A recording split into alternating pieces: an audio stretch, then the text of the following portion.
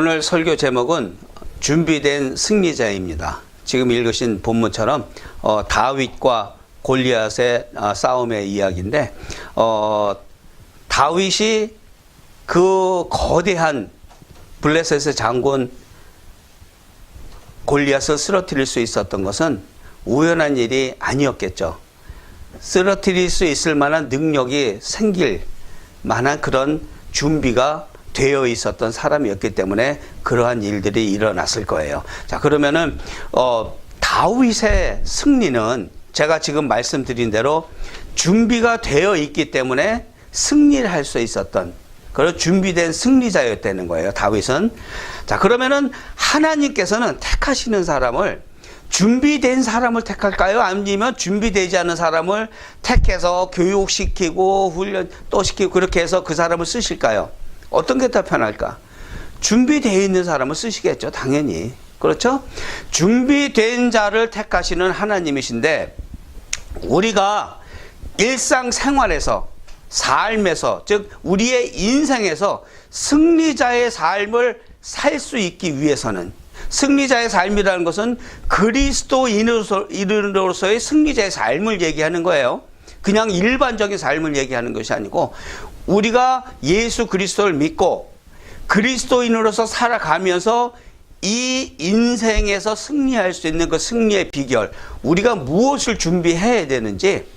우리가 삶을 살아가다 보면 많은 난관도 있고 문제도 생기고 그렇잖아요. 그렇죠? 그런 문제거리가 닥쳤을 때 우리는 어떻게 승리를 해야 할 것이며 그 승리를 위해서 평상시 삶에서 무엇을 준비해야 되는지 우리 말씀 안으로 들어가도록 하겠습니다. 첫 번째 우리가 준비해야 될 것은 두려움보다 더 큰 믿음이라는 거예요. 블레셋 사람이 방패든 사람을 앞세우고 다윗에게로 점점 가까이 나아가니라. 그 블레셋 사람이 둘러보다가 다윗을 보고 업신여기니 이는 그가 젊고 붉고 용모고 아름다움이라. 아멘. 제가 이스라엘 방문을 했을 때 이스라엘 민족과 블레셋 민족들이 양쪽에 대치했고 다윗과 골리앗이 대치해서 서 있을 그 장소 있었던 그 장소를 가봤어요. 양쪽에 둔덕이라 그러죠. 한국으로 따지면은 얕은 언덕 같은 것이 양쪽으로 있고 가운데 평평한 그런 공간이 있었는데 우리가 생각하는 골짜기라 그러면 성경에서 말하는 골짜기라 그러면 우리 한국의 계곡 뭐 이렇게 절벽 같은 곳도 있고 굉장히 협소한 곳에 물도 흐르고 그렇게 생각하는데 그런 계곡이 아니에요. 굉장히 오픈되어 있는 그런 공간인데 양쪽에 블레셋 한쪽에는 블레셋 군대, 한쪽에는 이스라엘 군대가 대치하고 있고 그 밑에 그 평평한 그 땅에 지금 블레셋의 장군 골리앗과 다윗이 대치하고 있는 상황이에요. 한번 상상을 해보세요. 이 모습과 그렇게 크게 다르지 않을 거예요. 그런데 지금 상황이 어때요?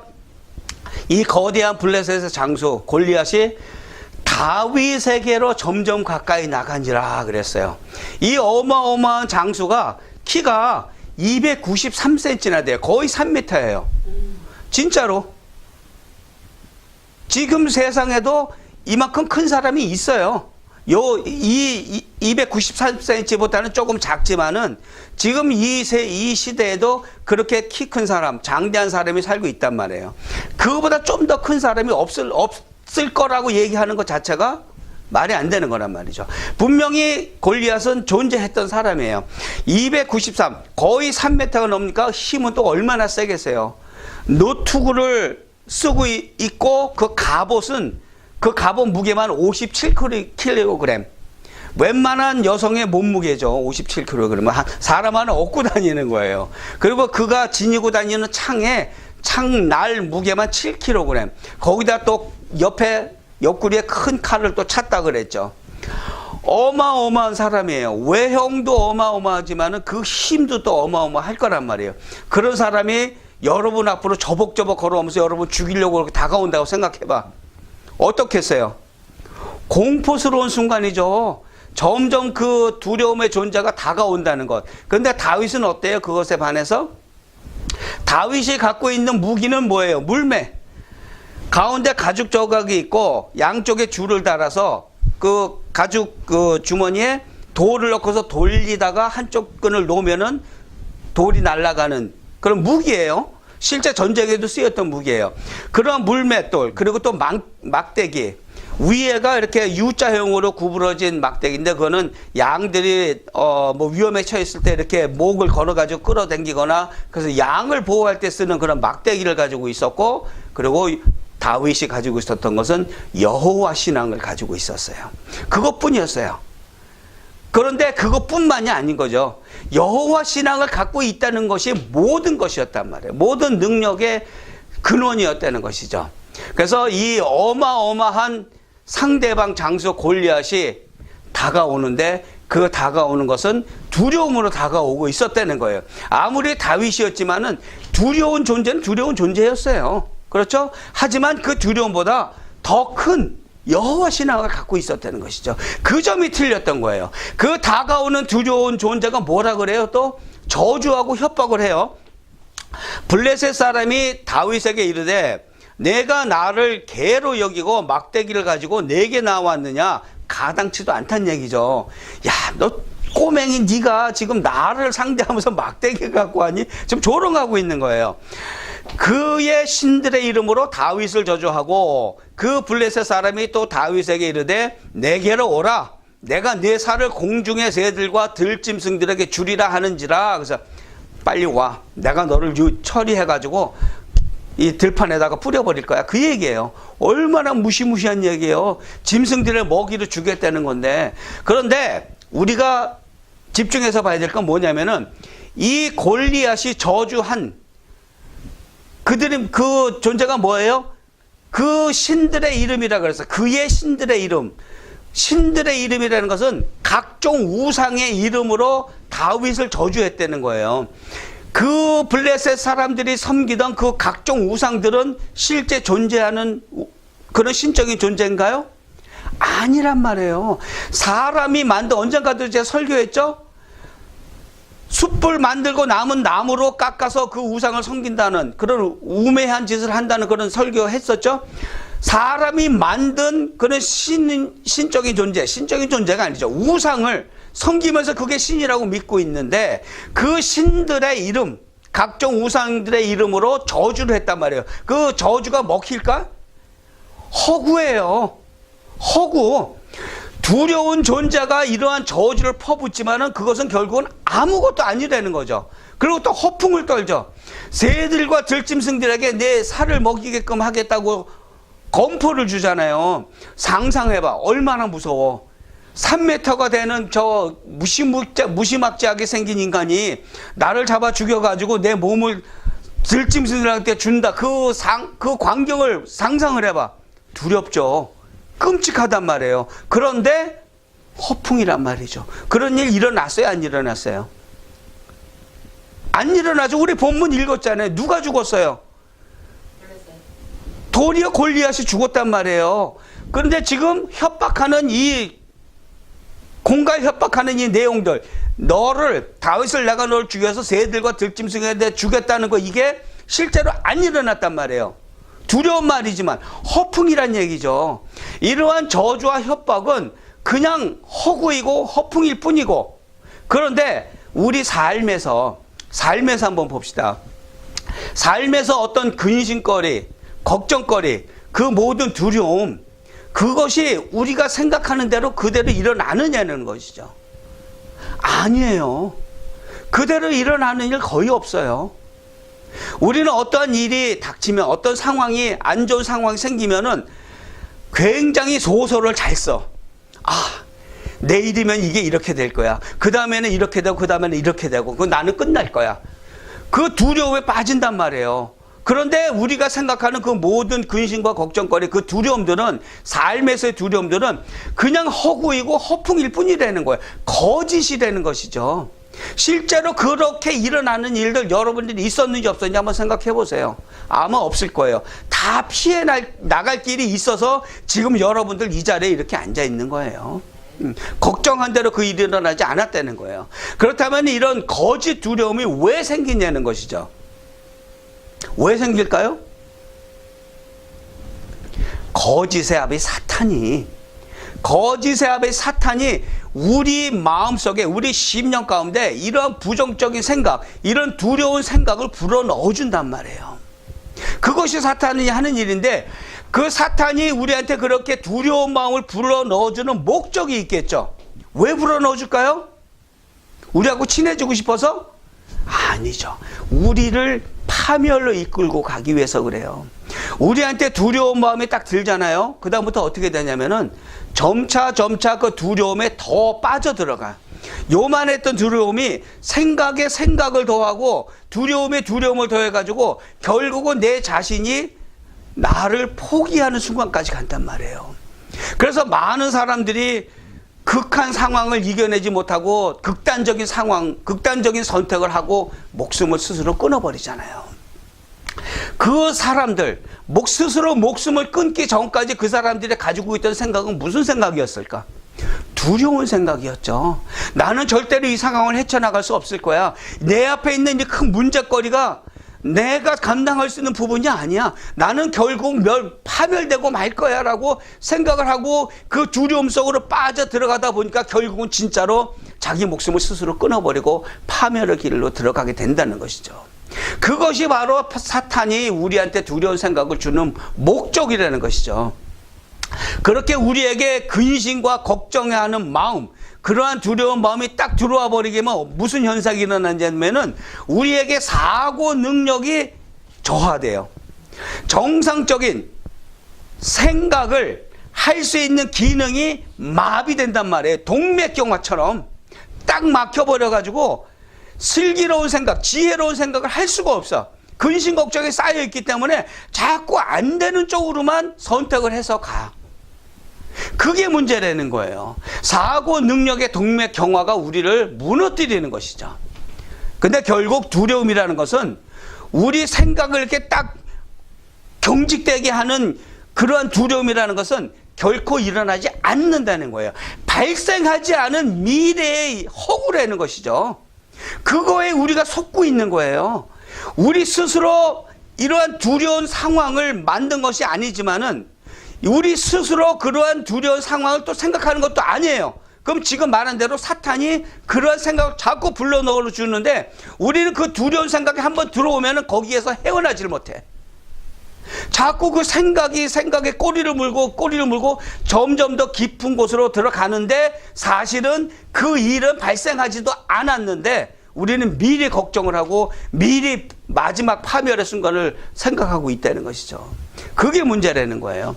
이사야서 말씀이 두려워 말라 내가 너와 함께 함이니라 놀라지 말라 나는 내 하나님이 됨이니라 내가 너를 굳세게 하리라 참으로 너를 도와주리라 참으로 나의 의로운 오른손으로 너를 붙들리라. 아멘. 근심과 걱정 없을 수가 없어요.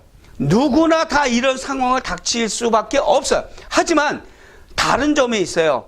근심과 걱정의 순간이 다가왔을 때 우리가 무엇을 생각하느냐, 무엇을 붙잡느냐에 따라서 우리의 영이 성장하느냐, 퇴보하느냐를 갈라준단 말이에요. 어떠한 삶의 문제가 생겼을 때 그 순간은 바로 하나님의 약속의 말씀을 붙들고 하나님을 붙들고 그 근심 걱정거리들을 물리치고 지혜로운 생각 가운데 하나님께서 주시는 그 모든 지혜 가운데 그 문제를 해결해 낼 수가 있는 것, 그것이 바로 영적으로 성장할 수 있는 기회라는 것이죠. 그렇기 때문에 우리는 두려움보다 더 큰 믿음을 가져야 돼요. 두려운 상황 안 생길 수가 없어요. 삶의 문제 반드시 생겨요. 누구에게나. 그때마다 우리는 그 두려움보다 더 큰 믿음을 가져야 된다는 것이죠. 하나님의 약속을 믿는 것이 바로 그것이에요. 하나님의 약속을 믿는 믿음으로 그 모든 삶의 문제들, 그 세상이 주는 그 모든 도전들 너끈히 이겨내시기를 축원합니다. 아멘. 자, 두 번째, 우리는 준비되어 있어야 되는데 뭘 준비해야 되느냐? 기름 부음을 준비해야 된다는 것이에요.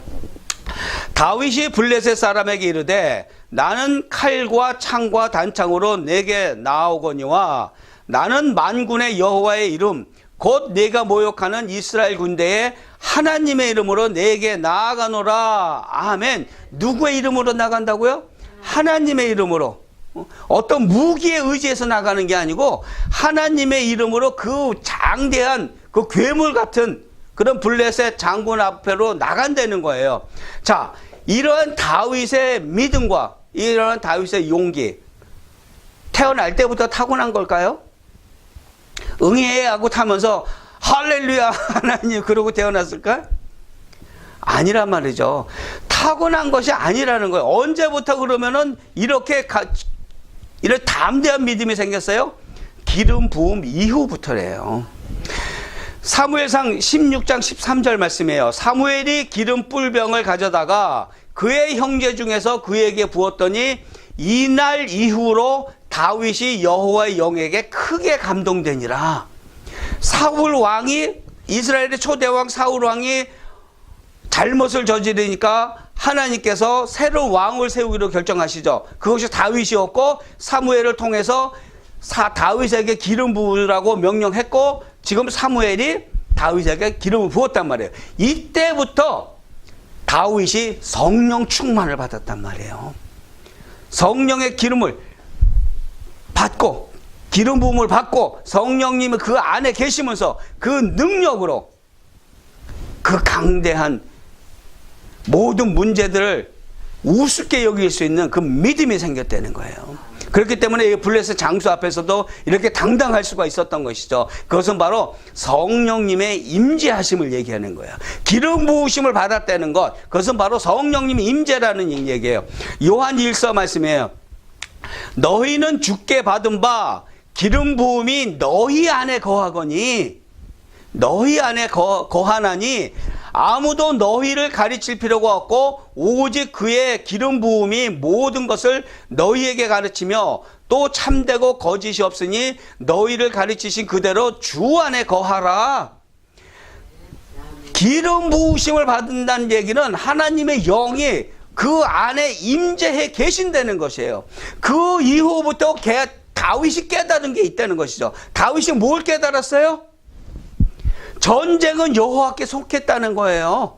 상대방은 3m 가까이 되는 그런 괴물 같은 장수고 어마무시한 그런 무기를 갖고 있지만은 나는 물맷돌과 지팡이, 그 막대기밖에 없지만은 이 전쟁은 내가 싸우는 것이 아니고 이스라엘의 하나님, 이스라엘 군대의 하나님이 싸우신다는 것이죠. 전쟁은 여호와께 속한 것인즉 그가 너희를 우리 손에 넘기시리라. 승리를 확신하는 거예요. 그가 너희를 우리 손에 넘기신다는 것. 얼마만큼의 믿음이 있어야 그 괴물 같은 장수 앞에 서가지고 이러한 외침을 할 수 있을까요? 이러한 승리의 확신을 할 수 있을까요? 다윗에게 부어진 그 기름 부음은 바로 모든 문제로부터 오는 그 두려움을 거부할 수 있는 능력으로 나타낸다는 거예요. 다윗이 똑똑해서가 아니고 다윗이 잘나서가 아니고 다윗이 강해서가 아니고 하나님의 기름 부으심이 있기 때문에 그 두려움을 거부할 수 있는 능력이 다윗에게도 생겼다는 것이죠. 자, 그렇다면은 이 기름 부음이라는 것이 중요한 건 알겠는데 기름 부음을 받으려면 우리가 어떤 자격을 갖추고 있어야 된다는 얘기죠.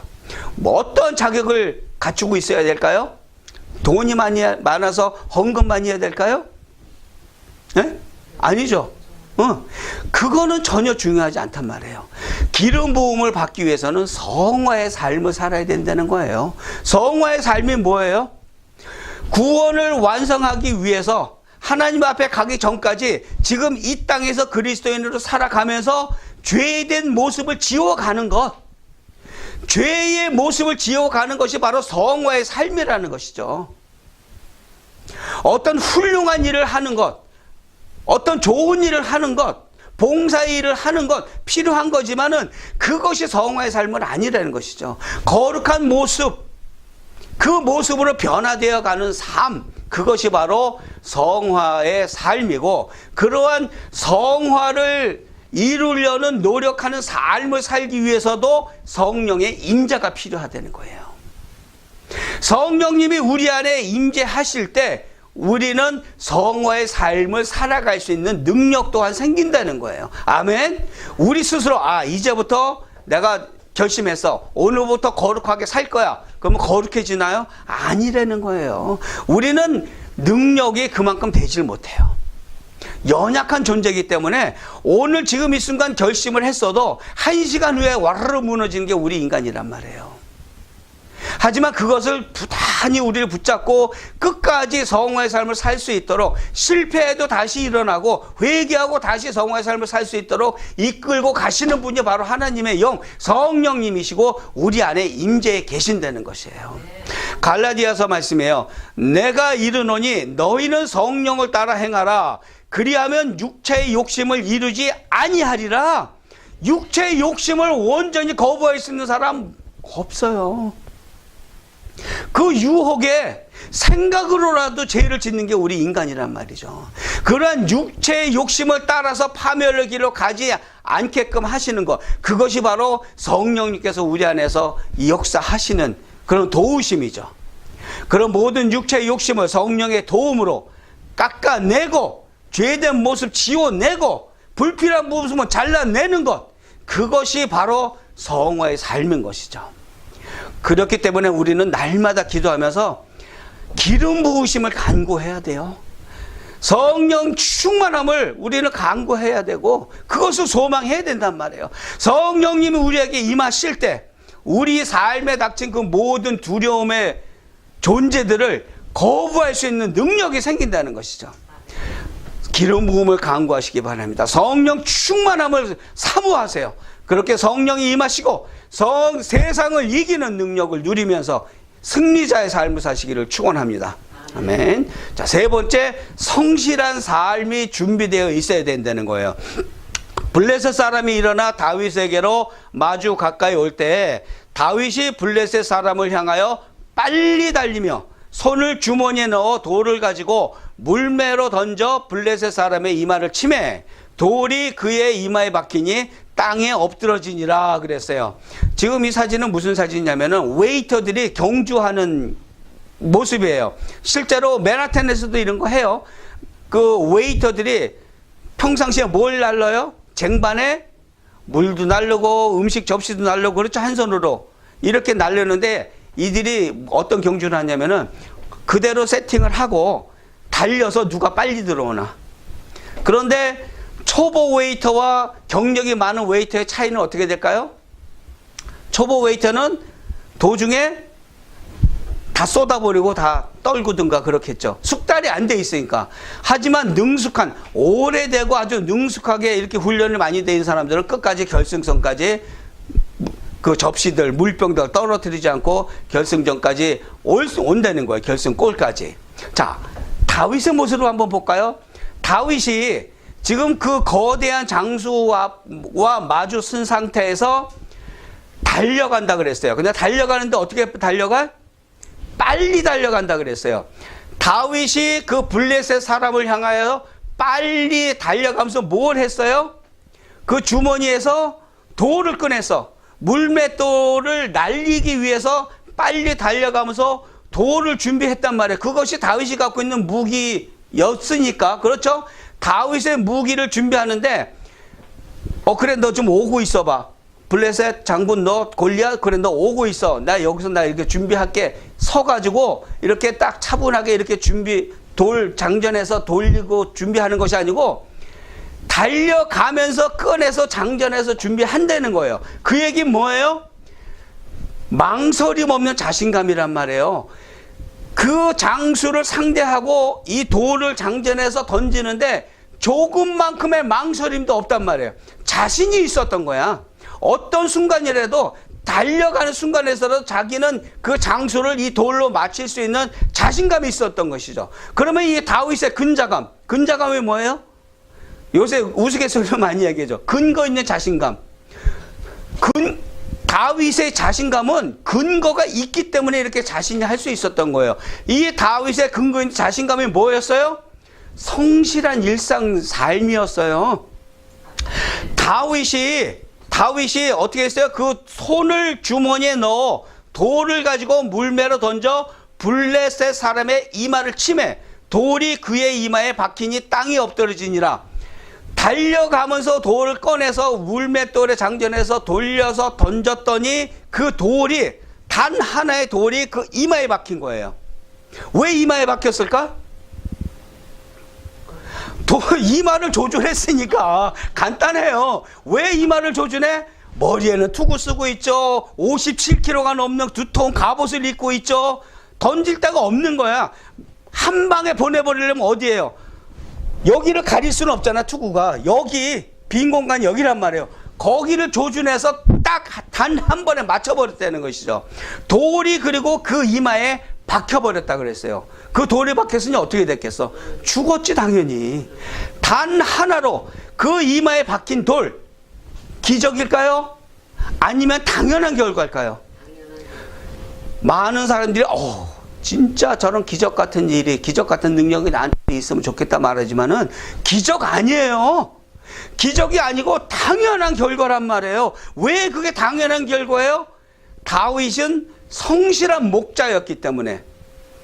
양을 보호할 때 어떤 일들이 일어나요? 양을 칠 때 늑대도 나타나고 곰도 나타나고 그 양들 잡아먹잖아요. 그렇죠? 그럼 목자가 하는 일이 뭐예요? 물맷돌로 그 맹수들을 물리치는 일이란 말이에요. 그러면 이 목자로서의 다윗은 뭐를 했겠어? 늑대가 나타나면 한 방에 그 맹수들을 쫓아내기 위해서 매일 연습을 했겠죠. 그렇죠? 밥 먹고 연습하고 잠자고 일어나서 연습하고, 얼마나 연습을 했으면 단 한 방에 달려가면서, 그것도 서가지고 기다려서 차분하게 준비해서 던진 것도 아니고 달려가면서 돌 꺼내서 던진 것이 그대로, 조준한 그대로 그 이마에 박혔냐는 얘기죠. 그러한 다윗의 성실한 삶, 꾀부리지 않고 자기가 해야 될 일을 꾸준하게 해나갔던 그러한 성실한 삶이 바로 쓰임 받기 위해 준비된 삶이라는 거예요. 이렇게 준비되었기 때문에 하나님께서 다윗을 불러내고 기름 부어서 나중에 이스라엘의 왕으로까지 세우신단 말이에요. 그것이 다른 점이라는 것이죠. 일상의 삶이 성실한 삶이었다는 것이에요. 그렇다면 여러분들의 물맷돌은 무엇입니까? 여러분들 무엇을 가지고 계세요? 평상시 삶에서 네일 가게에서 일할 때 굉장히 좋은 기술이죠. 그것을 가지고 일을 하는데 마지못해 하느냐, 죽지 못해 하느냐, 아니면 이 귀한 기술 내가 더 갈고 닦아서 이 분야에서 1인자가 돼가지고 많은 사람들이 나를 찾아오게끔 해서 그 사람들을 기술을 가르쳐주고, 아니면 손님과 대화를 나누면서, 기술이 좋은 기술자는 손님들한테 또 신뢰를 받잖아요. 그렇죠? 그렇게 성실하게 준비하면서 그들에게 신뢰를 얻고 또 그들에게 그리스도를 전할 수 있느냐? 또는 내게 다른 재주가 있어. 최 집사님 김치 잘 담그시잖아요. 된장도 어마무시하게 맛있는 된장도 담그시고, 그러한 것을 자꾸 연마하고 더 맛있게 만들고 이걸 가지고 태신자한테 가서 전해주면서 관계 맺기를 하고, 또 신뢰를 얻었을 때 그리스도를 전하는 성실한 삶, 그러한 삶을 살 때 하나님께서 택하시고 불러 쓰신다는 거예요. 우리가 일상생활에서 하는 그 모든 일들이 그냥 일어나는 일들이 아니라는 거예요. 하나님께 영광 올려드릴 수 있는 기회가 우리한테 주어진 건 줄 믿으시기 바랍니다. 아시겠어요? 여러분들이 홈케어를 한다 그래봐. 홈케어를 만나지는 건 많은 사람들, 그들 중에 얼마만큼이 그리스도를 믿는 사람들이에요. 안 믿는 사람들이 더 많을 거예요. 그들을 위해서 그럴 필요는 없지만 내가 맛있게 담근 김치를 갖다 주면서 그들과 친해지고, 그렇죠? 또 그들에게 예수 그리스도를 전할 수 있는 나, 그것이 바로 내가 가지고 있는 물맷돌이란 말이에요. 그것을 하기를 꺼려하지 말고 귀찮아하지 말고 하라는 거예요. 일상의 삶, 그것이 바로 그러한 일상의 순간순간들이 하나님께 택함받고 하나님께 쓰임받을 시간을 준비하는 기회란 얘기죠. 그것을 준비하는 시간들이에요. 그러한 성실한 삶을 사는 것이 바로 우리가 우리의 삶에서 스스로 승리자가 될 수 있는 유일한 길이라는 것이죠. 여러분들의 삶, 어떠한 직업을 갖고 있건 어떤 상황에 있건 그것은 바로 하나님께 영광 올려드리기는 그러한 능력을 갖추는 기간이라는 것이죠. 준비하는 시간이라는 것이죠. 그렇기 때문에 모든 그리스도인의 삶, 그가 어떠한 직업을 가지고 있건 무엇을 하건 그 삶으로 살아계신 하나님을 증명하고 예수 그리스도의 그 복음을 증명하는 하나님의 대사라는 거예요. 내가 무슨 일을 하는 건 상관이 없어. 내가 잘할 수 있는 그것 가지고 날마다 연마해서 그 분야에서 1인자가 돼가지고 사람들과 관계 맺기를 하면서 그들에게 신뢰를 얻고 살아계시는 하나님을 증명하는 하나님의 대사로서의 삶을 사는 것, 그것이 바로 그리스도인의 삶인 줄 믿으시기 바랍니다. 시편 31편 말씀이에요. 너희 모든 성도들아 여호와를 사랑하라. 여호와께서 성실한 자를 보호하시고 교만하게 행하는 자에게 엄중히 갚으시느니라. 아멘. 고난 중이라도 성실하시기 바랍니다. 자포자기하지 마세요. 어떠한 삶의 문제가 있어도 어떠한 육신의 고통 중에 있더라도 포기하지 마시고 성실한 삶을 놔버리지 마세요. 더욱더 성실한 삶을 사셔야 됩니다. 성실한 자를 보호하시는 하나님의 능력이 우리의 삶에 개입하시고 그 보호하시고 축복하시는 그 축복하심이 우리 삶에서 나타날 줄 믿으시기 바랍니다. 아멘. 그리스도인의 싸움, 우리는 날마다의 삶이 영적인 싸움이에요. 그러한 그리스도인의 싸움은 이길지 모르는, 질지 모르는 그러한 불확실한 싸움을 싸우는 것이 아니고 이미 이긴 싸움을 싸우는 승리자의 싸움을 산다는 것이에요. 어떻게 우리가 이미 이긴 싸움을 싸워요? 예수 그리스도께서 이미 십자가에서 승리하셨기 때문에 우리는 이미 이긴 싸움을 싸우고 있다는 거예요. 우리가 포기만 하지 않는다면은, 우리의 삶에서 날마다 우리를 갈고 닦고 준비되어 있다면은 우리는 승리할 수밖에 없다는 것이죠. 예수 그리스도께서 십자가에서 죽으시면서 그 사탄의 그 모든 괴계들, 그거를 완전히 무너뜨리셨단 말이죠. 그렇기 때문에 우리는 이미 승리한 싸움을 싸우고 있다는 거예요. 다른 말로 땅 짚고 헤엄치기를 하고 있다는 것이죠. 골로새서 말씀입니다. 우리를 거스르고 불리하게 하는 법조문으로 쓴 증서를 지우시고 제하여 버리사 십자가에 못 박으시고 통치자들과 권세들을 무력화하여 드러내어 구경거리로 삼으시고 십자가로 그들을 이기셨느니라. 아멘. 이미 이기셨고 우리는 이긴 싸움을 싸고 있는 줄 믿으시기 바랍니다. 그렇기 때문에 우리는 두려움에 질 수가 없어요. 두려움에 묻혀버릴 이유가 없는 것이에요. 두려운 상황이 안 생길 수는 없지만은 그 두려움보다 더 큰 믿음을 가지시길 바랍니다. 그러기 위해서 하나님의 약속을 믿는 믿음으로 이 완악한 세상을 이기시며 그리스도인의 삶을 사시기를 축원합니다. 또한 기름 부으심을 간구하세요. 날마다 기도하시고 시간마다 기도하시고 성령님의 임재하심을 간구하시고 그 능력으로, 그 성령의 능력으로 이 세상을 이기시는 승리자가 또한 되시기를 축원합니다. 아멘. 고난 중에라도 낙심하지 마시고 포기하지 마시고 끝까지 성실한 삶으로 하나님 앞에 여러분들의 신실함을 보여주시기 바랍니다. 성실한 자를 보호하시는 하나님이시라 그랬어요. 그 말씀을 믿고 그 하나님의 능력으로 또한 승리자가 되시기를 예수 그리스도 이름으로 축원합니다. 아멘. 우리 같이 기도하겠습니다.